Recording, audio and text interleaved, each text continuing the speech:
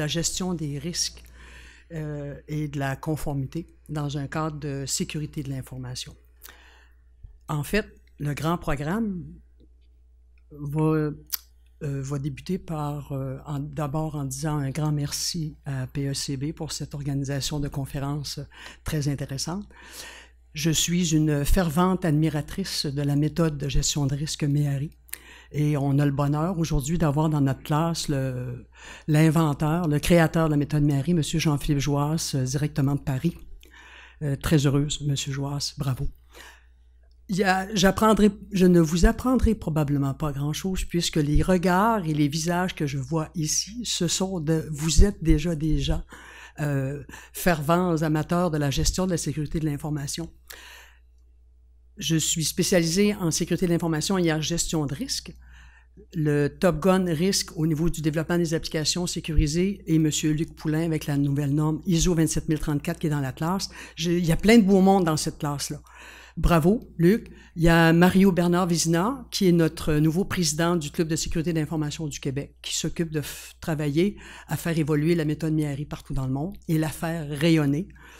Donc, M. Mohamed Darabid, M. Serge Barbeau, vous êtes un public cible extrêmement gênant. Je vais le dire comme ça, Yves de Bell Canada, etc. Donc, je vais y aller au gré du vent. Je vais vous amener à la place.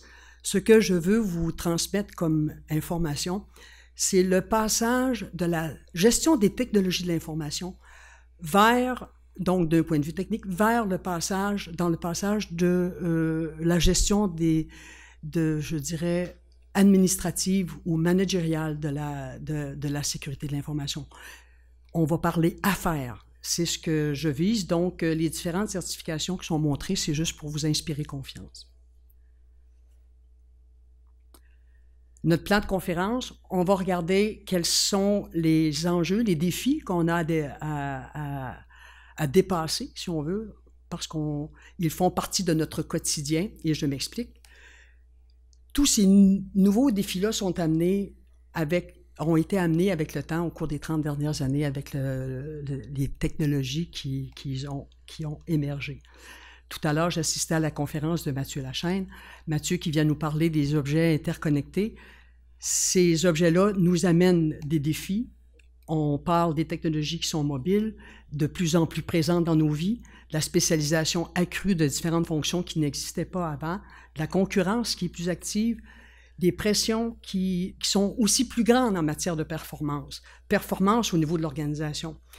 Tout ça amène une gestion de risque, une précision à l'égard et le contrôle interne puis l'optimisation de l'efficacité organisationnelle, ça devient pour les bureaux de direction, ça devient pour les entreprises un défi assez grand puisqu'ils doivent devenir plus performants, faire face à une gestion de risque et améliorer les contrôles internes.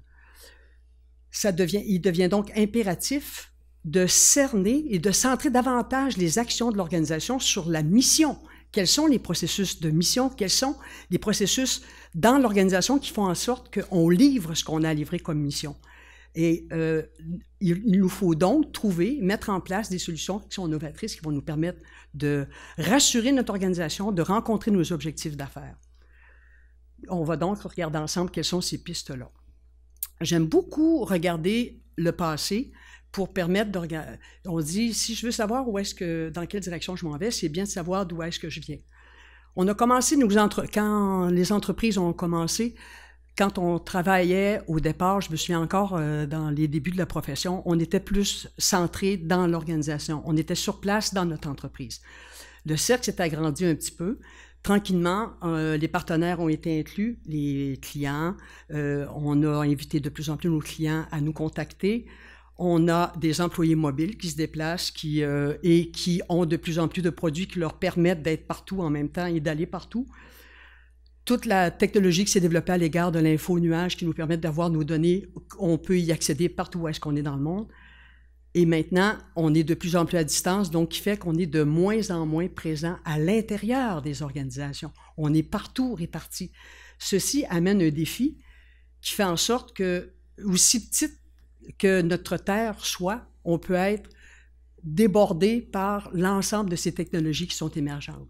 Ça amène de nombreux défis dans nos organisations. Nos gestionnaires font face à mettre en commun les préoccupations et à s'assurer que leur mission va continuer d'être rendue.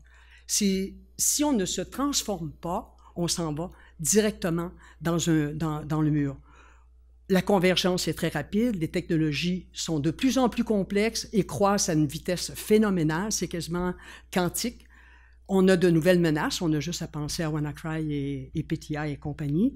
On a de nouvelles vulnérabilités. Comme disait mon professeur il n'y a pas si longtemps, lors du cours d'anticorruption, monsieur Serge, qui fait des barbeaux, là, Serge Barbeau.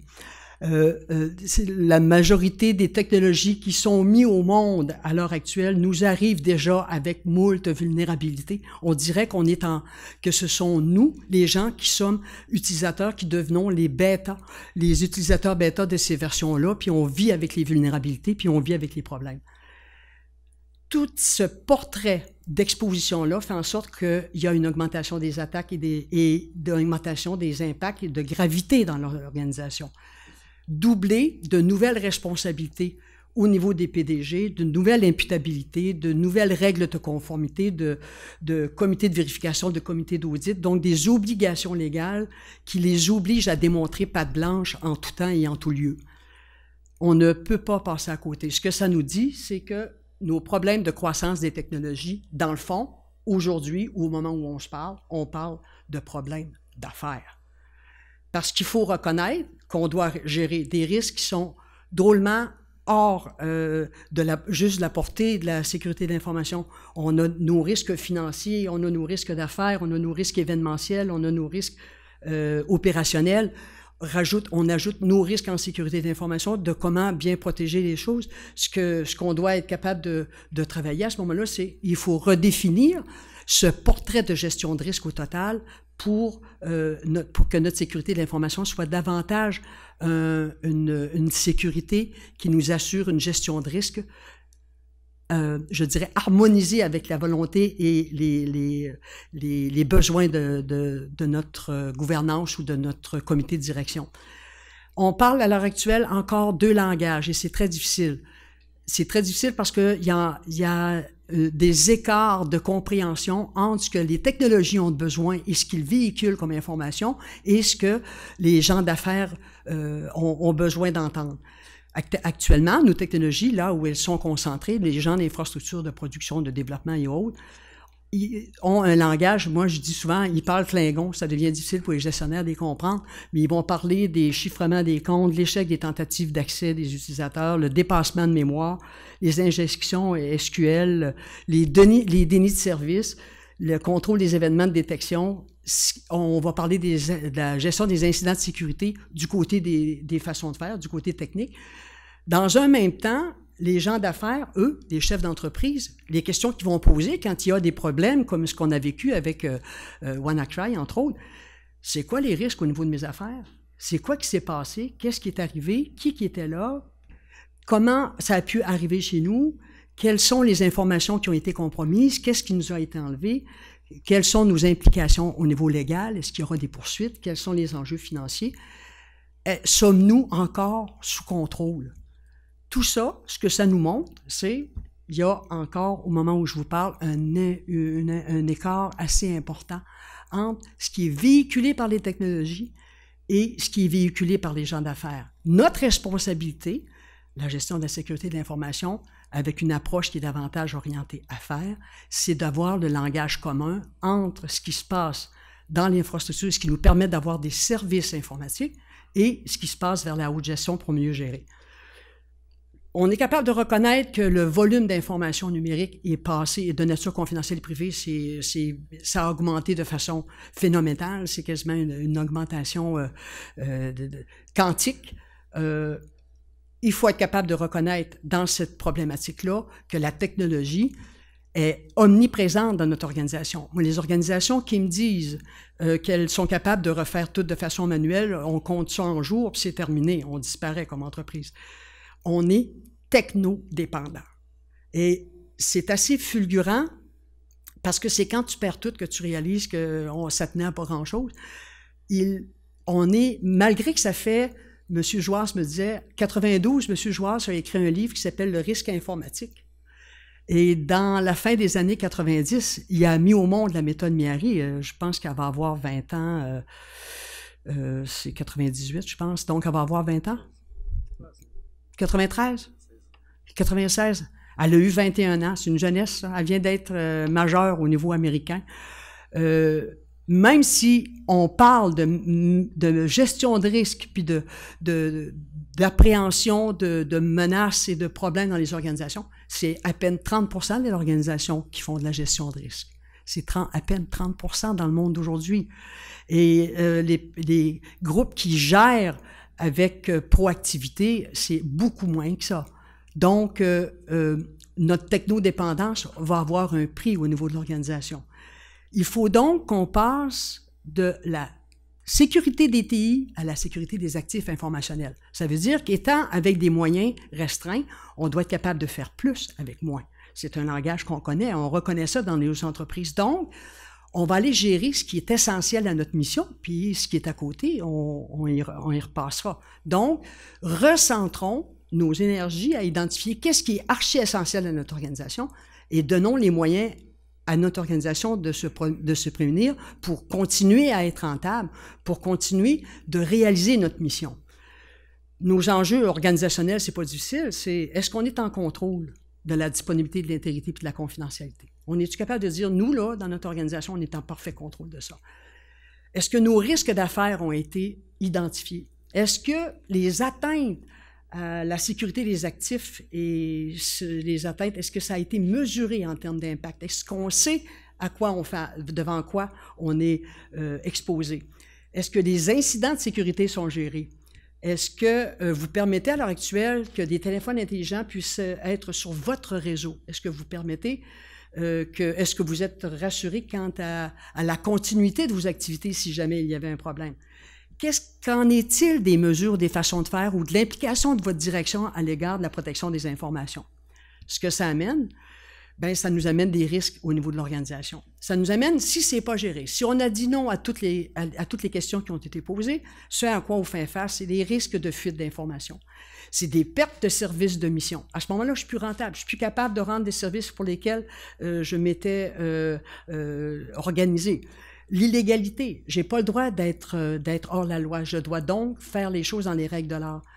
Les risques de non-conformité avec toutes les obligations que nos clients ou nos fournisseurs nous requièrent maintenant comme donneurs de services, on doit de plus en plus montrer patte blanche et être conforme aux besoins des organisations. Les risques d'intrusion, de contamination ou de destruction de nos informations. Est-ce que vous les acceptez, ces risques-là?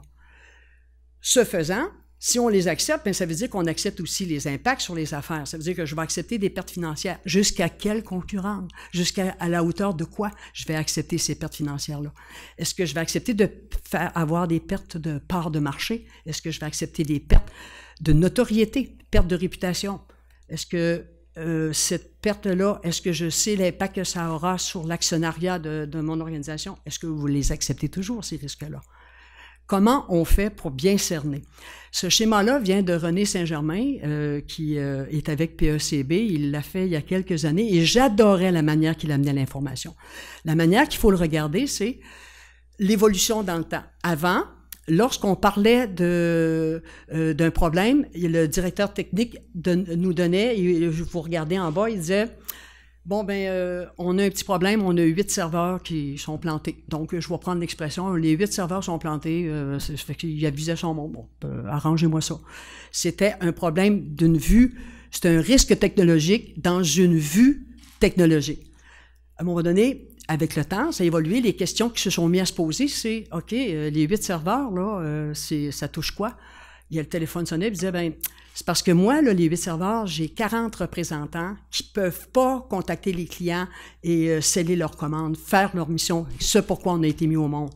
Avec le temps, ce qui s'est parlé de plus, donc on est passé de technologie de l'information à unité administrative, on est passé du risque technologique à risque de perte d'information ou risque d'information, et là, on est rendu dans le risque d'affaires. C'est que les 8 serveurs qui ne sont pas opérationnels font en sorte que les 40 vendeurs ou représentants qui étaient en utilisation de cette infrastructure-là, ben c'est 1 million de dollars de vente de l'heure de moins. Donc, une perte de continuité de service de 12 heures, on est capable de l'évaluer à 12 millions donc, on est de plus en plus en mesure d'identifier immédiatement la perte d'intégrité ou de disponibilité ou de confidentialité d'une information. On est en mesure davantage d'identifier l'impact sur l'organisation du point de vue financier. Comment on fait pour gérer ces risques-là? Il n'y a pas de recette. Il y a des grandes façons de faire qui sont de plus en plus encadrées qui vont nous aider. Donc, on s'arrachera pas les cheveux. On va tenter ensemble de découvrir comment ça peut être fait. Qu'est-ce qu'il y aurait comme solution?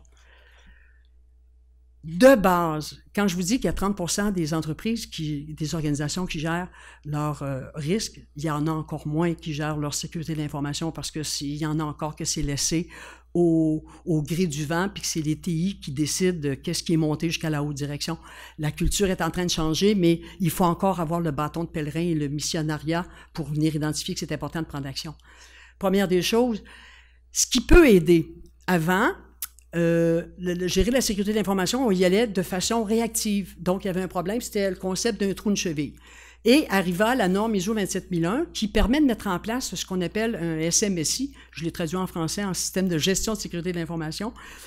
Mais ce que ça vient donner, c'est comment je m'assure que mon organisation va livrer exactement ce qu'elle doit livrer dans ce qui est le plus critique pour elle. 27001 vient nous donner un cadre de référence pour être capable de l'organiser.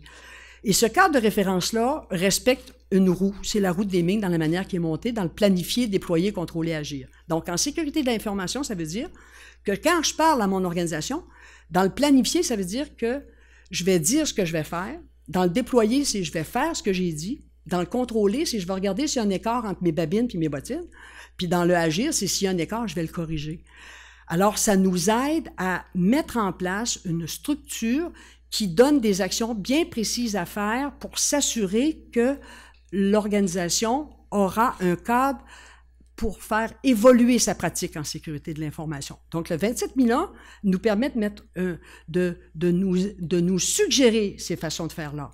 Et rapidement, dans le planifier, donc dans le modèle je dis ce que je fais, il est impératif d'avoir une gestion de risque. Et cette gestion de risque-là doit nous permettre d'identifier dans ce qui est caractéristique, dans ce qui est requis essentiel à mon organisation, quelles sont les valeurs que je ne voudrais pas perdre ou voir atteintes en disponibilité, intégrité ou confidentialité.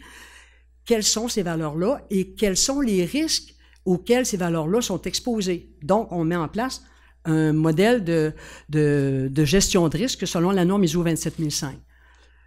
Ça nous aide à identifier les façons de faire. Le 27001, tout ce que c'est un cadre de référence. C'est des exigences qui viennent nous dire, voici comment voici ce que vous devez faire.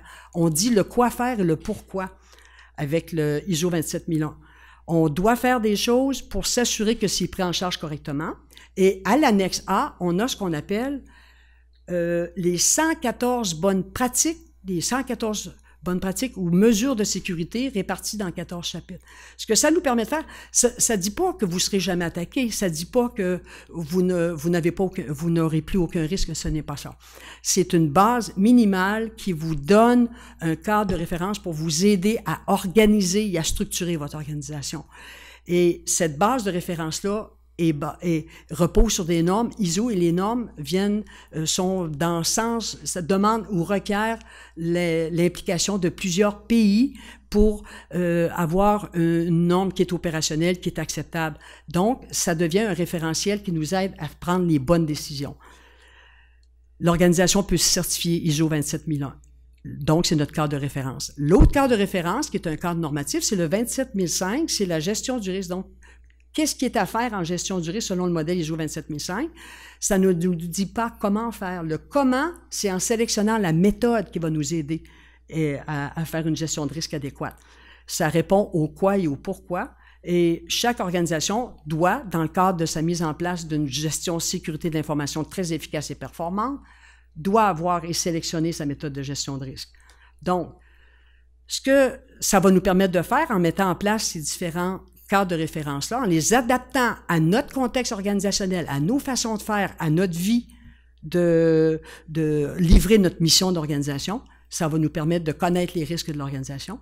Ça va faciliter la décision auprès de nos gestionnaires. On n'a pas des budgets sans fin, mais si je suis capable d'identifier les principaux processus qui font en sorte qu'on est une organisation qui rend sa mission possible, qui réalise sa mission, qui rencontre les besoins d'affaires qui ont été énoncés, ça me donne d'autant l'argent, je peux libérer des budgets pour d'autres choses. Au lieu de mettre un peu d'argent dans toute l'organisation, je vais aller sécuriser, si je peux dire ainsi, ce qui est essentiel à la réalisation de la mission de l'organisation. Donc, il est clair que la mise en place de cadres référentiels nous aide, et je parle d'ISO, mais je pourrais vous parler de NIST aussi, je pourrais vous parler de ce qui se passe dans les autres pays pour nous aider à mettre en place des mesures puis nous aider à organiser notre sécurité de l'information. Mais le ISO fait très, très bien le travail à date. Comment on peut faire ça? Ben, cette mise en place-là, lorsque j'ai réussi à déployer le cadre de référence sur quelle est mon organisation, quels sont mes processus de mission, qu'est-ce que j'ai à faire, je vais identifier mes principales valeurs, je vais aller sélectionner ma méthode de gestion de risque, je vais l'implanter, ce processus-là, pour m'assurer qu'on est à jour dans la connaissance des risques auxquels l'organisation est confrontée. La première des choses que je vais devoir faire, c'est d'identifier quels sont les actifs informationnels, donc mes actifs informatiques, qui sont devenus des actifs informationnels, c'est-à-dire l'information et ses supports et tout ce que ça inclut. Je vais identifier lesquels contribuent à la mission de l'organisation. Ça va m'aider à l'identifier le risque et donc de le minimiser parce que je vais apporter les mesures qui sont adéquates au bon moment. Ça va enlever l'accent sur l'aspect financier pour mettre l'accent un peu plus sur l'organisation optimale et bien structurée de mon organisation. L'avantage de mettre mettre en œuvre une gestion de risque, c'est clair que c'est en lien direct avec une réduction du nombre d'incidents. Je sais ce qui s'en vient, je peux les prévoir, je peux les détecter, alors je peux prévenir. Ma gestion de risque me permet, lorsque l'incident se matérialise, ou si le risque se matérialise en incident, ça me permet de réagir plus rapidement que si je n'ai pas de processus devant moi puis que j'ai pas non plus de processus d'incident. Ça facilite l'amélioration de la planification. Ça donne un éclairage à nos dirigeants et du pouvoir à nos dirigeants. Ça améliore notre image parce qu'on vient dire qu'on fait les choses dans les règles de l'art. Ça ne peut que renforcer la confiance de nos partenaires, de nos clients à l'égard de nos façons de faire. Comme plan d'action, c'est clair qu'on va opter pour une mise en place de 27001 ou ce modèle de référence-là, avec les bonnes pratiques, avec les mesures de sécurité qui sont liées à la structure de l'organisation, au rôle et responsabilités de la gouvernance, aux différents processus qui sont requis de gestion de risque, de gestion des actifs, de gestion d'incidents, de gestion de tests d'intrusion. Ça nous amène ce vocabulaire-là. Et ce qui est extraordinaire, c'est que ça nous permet d'avoir un langage commun avec notre haute direction et nos gens terrain. La base de notre bon plan d'action, une politique de sécurité. On recommande d'avoir une politique de sécurité de l'information avec des directives, des règles, des procédures qui viennent soutenir cette façon de faire-là dans l'organisation, qui est diffusée dans l'ensemble de l'organisation. Ça nous aide à dire comment nous allons signaler les incidents, comment nous allons les gérer. Ça nous aide à définir les rôles et responsabilités des parties prenantes.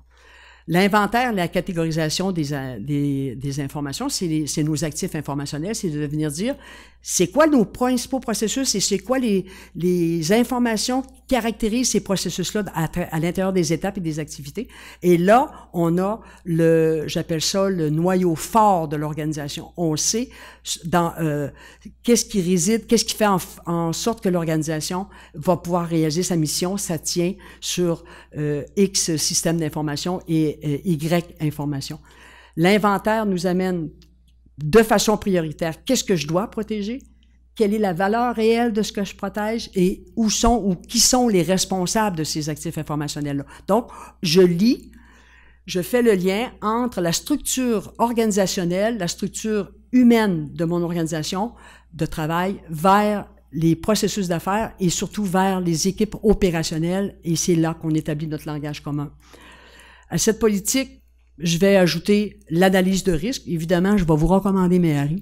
Il y en a d'autres, je vais vous en parler, mais j'ai un favori, j'ai un petit faible pour la méthode Méhari qui contient une base de connaissances qui permet de suivre d'année en année toute l'évolution de la gestion de nos risques, de savoir si on améliore notre prestation. On est en mesure de connaître, à partir de nos actifs, c'est quoi la gravité de s'il fallait que ces actifs-là soient atteints, quelle est la potentialité que ça puisse se produire, c'est quoi les probabilités, quels sont les impacts s'il fallait que que le risque se matérialise en incident, quelles sont les mesures à prévoir en détection, en prévention, en correction, en palliatif. Donc, qu'est-ce qui me permet de m'assurer que mon entreprise ou mon organisation ou mes processus vont continuer. Évidemment, on va parler d'audit technique, d'audit de conformité. Est-ce qu'on est conforme? On a des entreprises qui doivent de plus en plus être PCI en conformité parce qu'elles offrent, elles font de la vente, par exemple. Des conformités même à ISO 27001 parce que les fabricants, les clients, les fournisseurs, il y a de plus en plus de force de ce côté-là pour nous demander à nos organisations de montrer patte blanche, de s'assurer qu'on fait les choses dans les règles de l'art.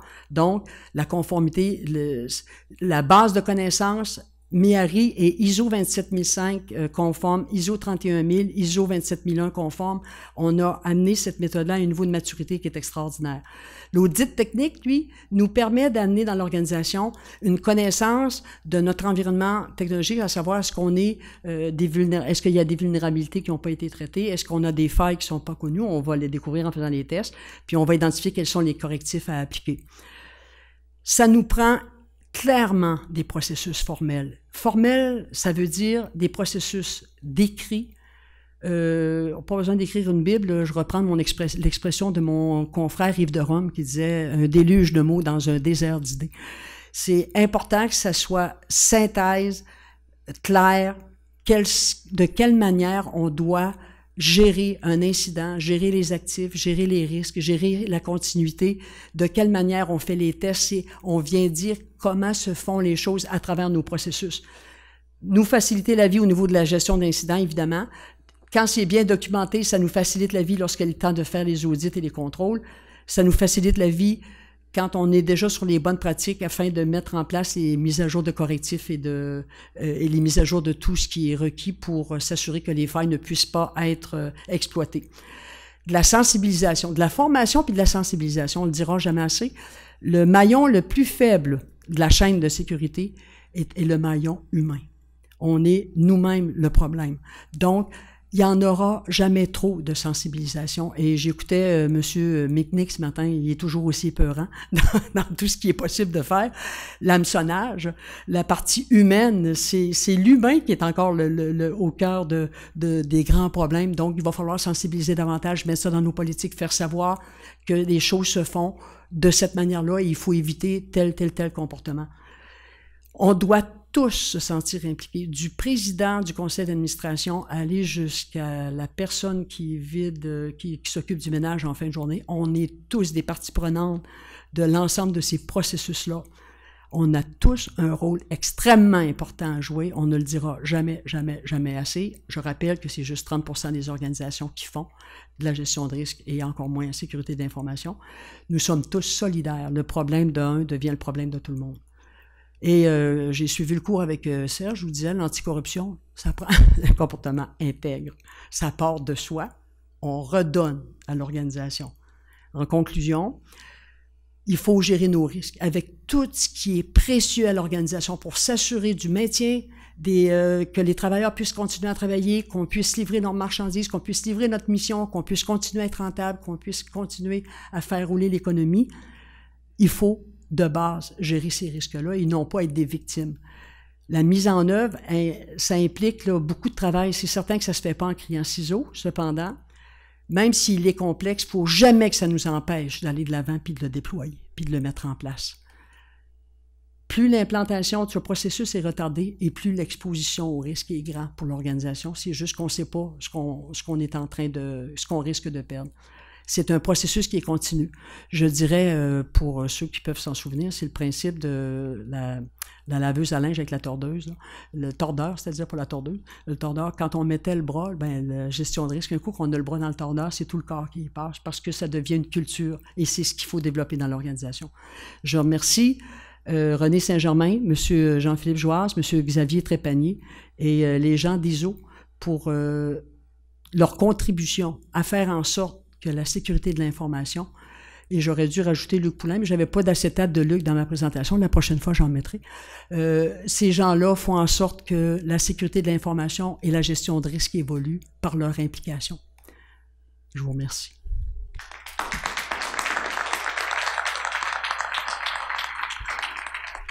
Si vous avez des questions, on fait tirer une Mustang tantôt. Ceux qui posent des questions vont en gagner, c'est de la... Avez-vous appris quelque chose? Non. Vous saviez tout ça? Si vous saviez tout ça, là, ben, je suis ravi. Mais je vais aller toutes vous auditer dans vos entreprises. Ça fait que non. Victrix, vous connaissez, sécurité opérationnelle. Gouvernance, c'est tout l'aspect de la mise en place des façons de faire dans l'organisation au niveau de la gestion du risque et de la sécurité de l'information.